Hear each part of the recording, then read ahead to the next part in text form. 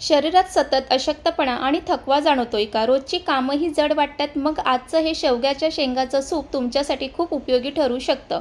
शेवगा हा पोषक तत्वाचा खजिना मानला जातो. हाडाच्या आरोग्यासाठी आणि शरीराला नैसर्गिक ताकद देण्यासाठी अनेक जण तो आहारात समाविष्ट करतात. आज मी शेवग्याच्या शेंगाचं असं सूप बनवणार आहे जे चवीला अप्रतिम आणि आरोग्यासाठीही खूप फायदेशीर मानलं जातं. पण लक्षात ठेवा, हे सूप बनवताना एक छोटीशी चूक केली तर चव आणि फायदा दोन्हीही कमी होऊ शकते. ती चूक काय आहे आणि परफेक्ट सूप कसं बनवायचं ते शेवटी मी सांगणार आहे. त्यामुळे व्हिडिओ शेवटपर्यंत नक्की बघा. चला तर मग बनवूया गरमागरम हेल्दी आणि चविष्ट शेवग्याच्या शेंगाचं सूप.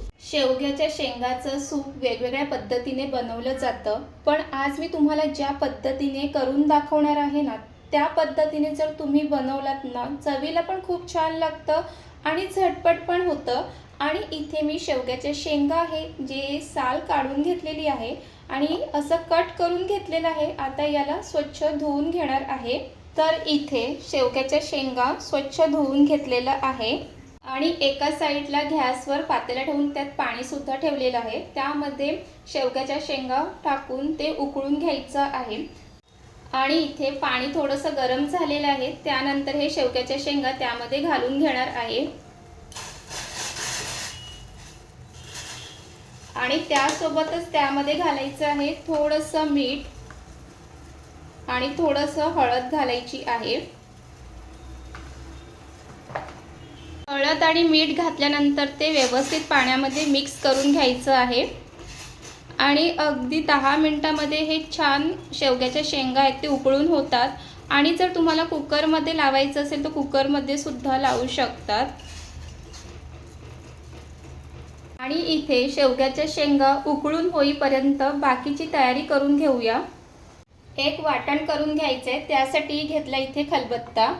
त्यामध्ये घालणार आहे लसूण. लसणाचे इथे एक 7-8 पाकळ्या घेतलेल्या आहेत आणि घालणार आहे एक मिरची. सूप जितकं तुम्हाला तिखट पाहिजे ना त्याप्रमाणे त्यामध्ये मिरची घालायची आणि जास्त सूप तिखट नसलेलं चांगलं आहे. तर इथे मी एक मिरचीचा वापर करणार आहे आणि त्यामध्ये घालणार आहे जिरं घालायचं आहे आणि त्यामध्ये काळी मिरी सुद्धा घालणार आहे. जास्त नाही घालायची, 2-3 काळी मिरी बस झाले.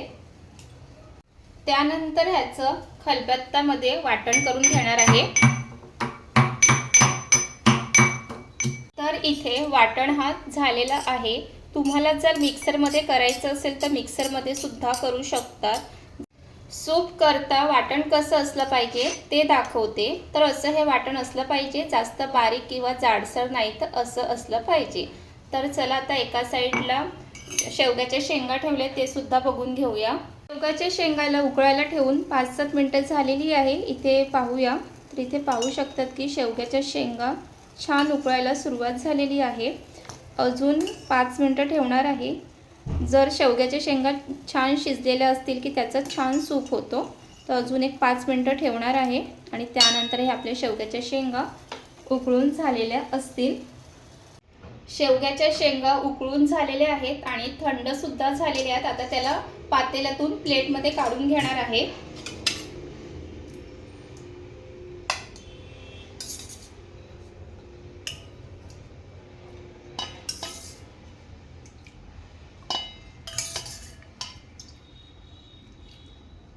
इथे प्लेटमध्ये काढून घेतलेलं आहे आणि हे जे पाणी आहे ते फेकून द्यायचं नाही आहे, नंतर आपण सूपमध्ये वापरणार आहे. त्यानंतर या शेवग्याच्या शेंगातला गर आहे ते काढून घ्यायचं आहे. इथे मी चमच्याच्या साहाय्याने हे शेवग्याचं शेंगाचं गर काढून घेणार आहे आणि शेंगा उकळून घेतला का ते इझिली त्याचं गर निघतं. इथे पाहू शकतात.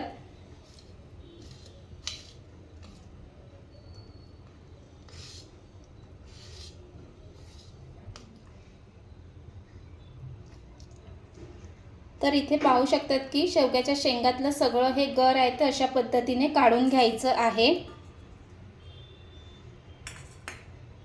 शेवग्याच्या शेंगा खाण्याचे काय फायदे आहेत हे तर सगळ्यांनाच माहिती आहे आणि ते आपल्या आरोग्यासाठी खूप फायदेशीर आहे. त्यामुळे शेवग्याच्या शेंगाचा आपल्या जेवणामध्ये समावेश हे करायचंच आहे. मग ते तुम्ही सूप बनवा किंवा शेवग्याच्या शेंगा फ्राय करून खा किंवा मग भाजी करून खा, काहीही करून खा, पण शेवग्याच्या शेंगाचा जास्तीत जास्त आपल्या आहारामध्ये समावेश करा. इथे सर्व शेवग्याच्या शेंगातला सगळं जो गर आहे तो काढून घेतलेला आहे। त्यानंतर हा गर आहे तो मिक्सरला एकदा फिरून घेणार आहे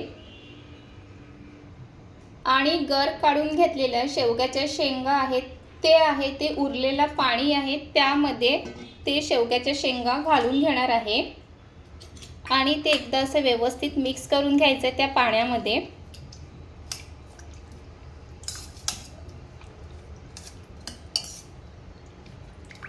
म्हणजे शेवग्याच्या शेंगामध्ये कुठे काही गर राहिला असेल ते पाण्यामध्ये व्यवस्थित मिक्स होतील। त्यानंतर ह्यामध्ये शेवग्याच्या शेंगा छान मिक्स करून झालं की त्यानंतर हे शेवग्याच्या शेंगा असं काढून घ्यायचं आणि त्यातलं दाबून असं पाणी पूर्ण काढून घ्या।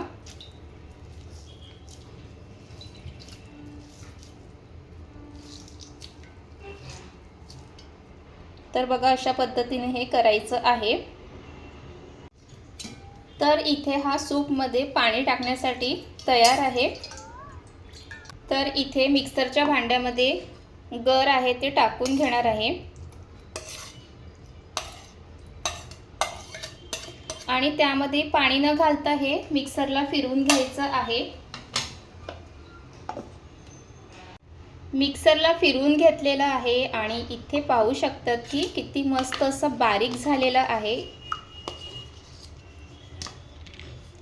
आणि असं हे बारीक करून घ्यायचं आहे। आता मस्त ह्याला फोडणी द्यायची आहे। तर इथे पातेल्यामध्ये तेल घालून घेणार आहे। तेल व्यवस्थित गरम झालं की त्यामध्ये थोडंसं मोहरी तडतडली की त्यामध्ये घालायचं आहे थोडंसं जिरं वाटणामध्ये सुद्धा घातलं आणि फोडणीमध्ये पण थोडंसं जिरं घालायचं आहे आणि त्यासोबत ह्यामध्ये घालणार आहे कढीपत्ता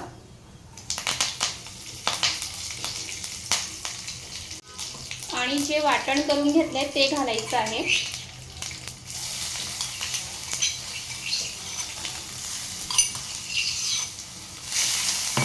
आणि वाटण छान तेलामध्ये परतून घ्यायचं आहे आणि वाटण परतून झालं की त्यामध्ये थोडंसं मीठ घालायचं आहे आणि थोडीशी हळद। आपण सुरुवातीला पण त्यामध्ये हळद मीठ घातलेलं म्हणून थोडंसंच घालायचं आहे आणि त्यानंतर मिक्सरमध्ये जे वाटून घेतलेलं गर आहे ते घालायचं आहे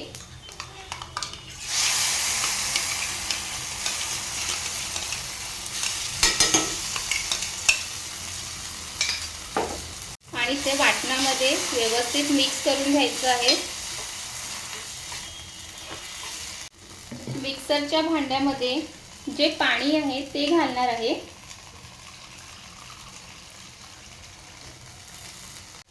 आणि हे पाणी आहे ते ह्यामध्ये घालायचं आहे।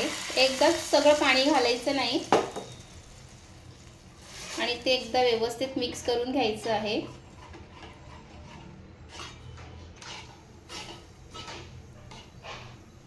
सूप आहे ते जास्त पातळ किंवा जाडही नको त्याप्रमाणे पाणी घालायचं आहे आणि ते छान असं एकदा मिक्स करून घ्यायचं आहे। ह्यामध्ये थोडंसं अजून पाणी घालते आणि ते परत एकदा मिक्स करून घेणार आहे। त्यानंतर 2-3 मिनिटाची एक उकळ काढून घेणार आहे। सूपला खूप छान अशी उकळ आलेली आहे आणि इथे आपलं हे झटपट होणारं शेवग्याच्या शेंगाचं सूप बनून तयार झालेलं आहे। चवीला खूप छान लागतो आणि या शेवग्याच्या शेंगाचं सूप पिण्याचे खूप फायदे आहेत। तुम्ही सुद्धा नक्कीच एकदा या पद्धतीने बनवा आणि इथे तुम्ही पाहू शकतात की शेवग्याच्या शेंगाचं सूप जास्त पातळ किंवा जास्त जाड नाही तर हे असं असलं पाहिजे। त्यानंतर घालायचे वरून भरपूर अशी कोथिंबीर घालायची आहे